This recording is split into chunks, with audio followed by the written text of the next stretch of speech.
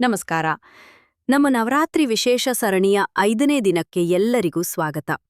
ಸೃಷ್ಟಿಯ ಅಧಿದೇವತೆ ಕೂಷ್ಮಾಂಡಾ ದೇವಿಯ ದಿವ್ಯ ಕಥೆಯ ನಂತರ ಇಂದು ನಾವು ಮತ್ತೊಬ್ಬ ಮಹಾನ್ ದೇವಿಯ ಆರಾಧನೆಗೆ ಸಿದ್ಧರಾಗಿದ್ದೇವೆ. ನವರಾತ್ರಿಯ 5ನೇ ದಿನ ನಾವು ಆರಾಧಿಸುವ ದೇವತೆ ಮಾತೃಸ್ವರೂಪಿಣಿ ದುರ್ಗಾದೇವಿಯ 5ನೇ ಅವತಾರ ಸ್ಕಂದಮಾತಾದೇವಿ. ಸ್ಕಂದಮಾತಾ ಎಂಬ ಹೆಸರು ಕೇಳಿದ ತಕ್ಷಣವೇ ನಮ್ಮ ಮನಸ್ಸಿನಲ್ಲಿ ತಾಯಿಯ ಪ್ರೀತಿ, ವಾತ್ಸಲ್ಯ ಮತ್ತು ರಕ್ಷಣೆ ಮೂಡುತ್ತದೆ ಅಲ್ಲವೇ?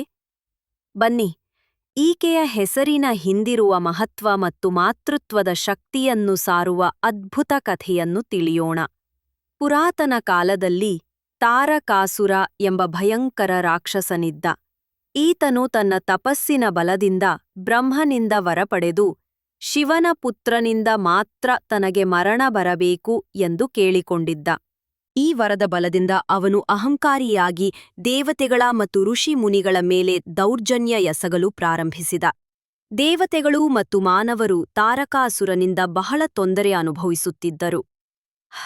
ಆದರೆ ಶಿವನು ತೀವ್ರ ತಪಸ್ಸಿನಲ್ಲಿ ನಿರತನಾಗಿದ್ದರಿಂದ ಅವರಿಗೆ ಯಾವ ದಾರಿಯೂ ಕಾಣಲಿಲ್ಲ. ತಾರಕಾಸುರನ ಉಪಟಳವನ್ನು ತಾಳಲಾರದೆ ದೇವತೆಗಳು ಬ್ರಹ್ಮ, ವಿಷ್ಣು ಮತ್ತು ಶಿವನ ಬಳಿ ಮೊರೆ ಹೋದರು. ಶಿವನಿಗೆ ಮಗುವಾಗಬೇಕು ಎಂದು ದೇವತೆಗಳು ಪ್ರಾರ್ಥಿಸಿದರು. ಆಗ ದೇವತೆಗಳ ಪ್ರಾರ್ಥನೆಗೆ ಓಗೊಟ್ಟ ಶಿವನು ಪಾರ್ವತೀದೇವಿಯನ್ನು ವಿವಾಹವಾದನು. ಪಾರ್ವತೀದೇವಿಯು ಸ್ಕಂದನನ್ನು ಅಥವಾ ಕಾರ್ತಿಕೇಯ ತನ್ನ ಗರ್ಭದಲ್ಲಿ ಧರಿಸಿದಳು. ಸ್ಕಂದನು ಜನಿಸಿದನು ಮತ್ತು ಅಲ್ಪಾವಧಿಯಲ್ಲೇ ಒಬ್ಬ ಮಹಾನ್ ಯೋಧನಾಗಿ ಬೆಳೆದನು. ದೇವತೆಗಳ ಸೇನಾಪತಿಯಾಗಿ ಅವನು ತಾರಕಾಸುರನ ವಿರುದ್ಧ ಯುದ್ಧಕ್ಕೆ ಸಿದ್ಧನಾದ. ಸ್ಕಂದನು ಅಪಾರ ಶಕ್ತಿಶಾಲಿ ಮತ್ತು ವೀರನಾಗಿದ್ದರೂ ಅವನು ಇನ್ನೂ ಬಾಲಕನಾಗಿದ್ದ. ಅವನಿಗೆ ತನ್ನ ತಾಯಿಯ ಪ್ರೀತಿ, ಆಶೀರ್ವಾದ ಮತ್ತು ಮಾರ್ಗದರ್ಶನ ಅಗತ್ಯವಿತ್ತು. ಆಗ ಪಾರ್ವತೀದೇವಿಯು ಸ್ಕಂದಮಾತಾ ರೂಪದಲ್ಲಿ ಪ್ರತ್ಯಕ್ಷಳಾದಳು. ಅವಳು ತನ್ನ ಮಗನಾದ ಸ್ಕಂದನನ್ನು ತನ್ನ ತೊಡೆಯ ಮೇಲೆ ಕುಳ್ಳಿರಿಸಿಕೊಂಡು ಅವನಿಗೆ ಆಶೀರ್ವಾದ ಮಾಡಿದಳು. ತಾಯಿಯ ಪ್ರೀತಿ ಮತ್ತು ಶಕ್ತಿಯಿಂದ ಸ್ಕಂದನಿಗೆ ಅಜೇಯ ಬಲ ಬಂದಿತು. ಸ್ಕಂದಮಾತೆಯ ಆಶೀರ್ವಾದ ಪಡೆದ ಸ್ಕಂದನು ತಾರಕಾಸುರನನ್ನು ಸಂಹರಿಸಿ ಲೋಕಕ್ಕೆ ಶಾಂತಿಯನ್ನು ತಂದನು. ತಾರಕಾಸುರನ ವಧೆಯ ನಂತರ ಸ್ಕಂದಮಾತೆಯು ಲೋಕಕ್ಕೆ ಮಾತೃತ್ವದ ಶಕ್ತಿ ಮತ್ತು ರಕ್ಷಣೆಯ ಸಂಕೇತವಾಗಿ ಆರಾಧಿಸಲ್ಪಟ್ಟಳು. ಸ್ಕಂದಮಾತಾ ದೇವಿಯು ಮಾತೃತ್ವದ ಮತ್ತು ಶುದ್ಧತೆಯ ಸಂಕೇತ. ಆಕೆ ತನ್ನ ವಾಹನವಾದ ಸಿಂಹದ ಮೇಲೆ ವಿರಾಜಮಾನಳಾಗಿರುತ್ತಾಳೆ.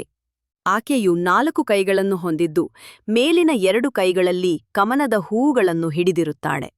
ಕೆಳಗಿನ 1 ಕೈ ಅಭಯ ಮುದ್ರೆಯಲ್ಲಿದ್ದರೆ ಇನ್ನೊಂದು ಕೈಯಲ್ಲಿ ತನ್ನ ಮಗನಾದ ಬಾಲಸ್ಕಂದನನ್ನು ಕಾರ್ತಿಕೇಯ ಕುಳ್ಳಿರಿಸಿಕೊಂಡಿರುತ್ತಾಳೆ. ಆಕೆಯ ಮುಖದಲ್ಲಿ ಮಾತೃವಾತ್ಸಲ್ಯ ಮತ್ತು ಸೌಮ್ಯವಾದ ನಗು ಸದಾ ಇರುತ್ತದೆ. ಸೂರ್ಯನಂತೆ ಪ್ರಖರವಾದ ತೇಜಸ್ಸು ಆಕೆಯ ದೇಹದಿಂದ ಹೊರಹೊಮ್ಮುತ್ತದೆ. ನವರಾತ್ರಿಯ 5ನೇ ದಿನದಂದು ಸ್ಕಂದಮಾತಾ ದೇವಿಯನ್ನು ಆರಾಧಿಸುವಾಗ ಈ ಕೆಳಗಿನ ಮಂತ್ರವನ್ನು ಪಠಿಸುವುದರಿಂದ ಮಾತೃಸ್ವರೂಪಿಣಿಯ ಕೃಪೆ ಲಭಿಸುತ್ತದೆ. ಓಂ ದೇವಿ ಸ್ಕಂದಮಾತಾಯೈ ನಮಃ. ಸಿಂಹಾಸನಗತಾ ನಿತ್ಯಂ ಪದ್ಮಾಶ್ರಿತ ಕರದ್ವಯಾ. ಶುಭದಾಸ್ತೂ ಸದಾ. ದೇವಿ ಸ್ಕಂದಮಾತಾ ಯಶಸ್ವಿನಿ. ಈ ಮಂತ್ರವನ್ನು ಜಪಿಸುವುದರಿಂದ ಸ್ಕಂದಮಾತಾ ದೇವಿಯು ಭಕ್ತರಿಗೆ ಮಕ್ಕಳ ಭಾಗ್ಯ, ಉತ್ತಮ ಆರೋಗ್ಯ, ಜ್ಞಾನ ಮತ್ತು ಸಂತೋಷವನ್ನು ಕರುಣಿಸುತ್ತಾಳೆ. ಮಾತೃತ್ವದ ಎಲ್ಲಾ ಆಸೆಗಳನ್ನು ಈಡೇರಿಸುತ್ತಾಳೆ. ನವರಾತ್ರಿಯ ಈ 5ನೇ ದಿನ ಸ್ಕಂದಮಾತಾದೇವಿಯ ಆರಾಧನೆಯು ನಮಗೆ ಮಾತೃತ್ವದ ಪವಿತ್ರತೆ ಮತ್ತು ಮಕ್ಕಳ ರಕ್ಷಣೆಯ ಮಹತ್ವವನ್ನು ತಿಳಿಸುತ್ತದೆ.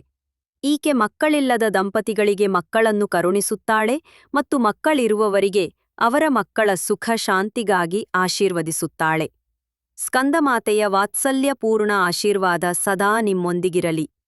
ನಿಮ್ಮ ಮಕ್ಕಳು ಸುಖವಾಗಿರಲಿ ಮತ್ತು ನಿಮ್ಮ ಜೀವನದಲ್ಲಿ ಸದಾ ಸಂತೋಷ ತುಂಬಿರಲಿ. ಜೈ ಮಾತಾದಿ.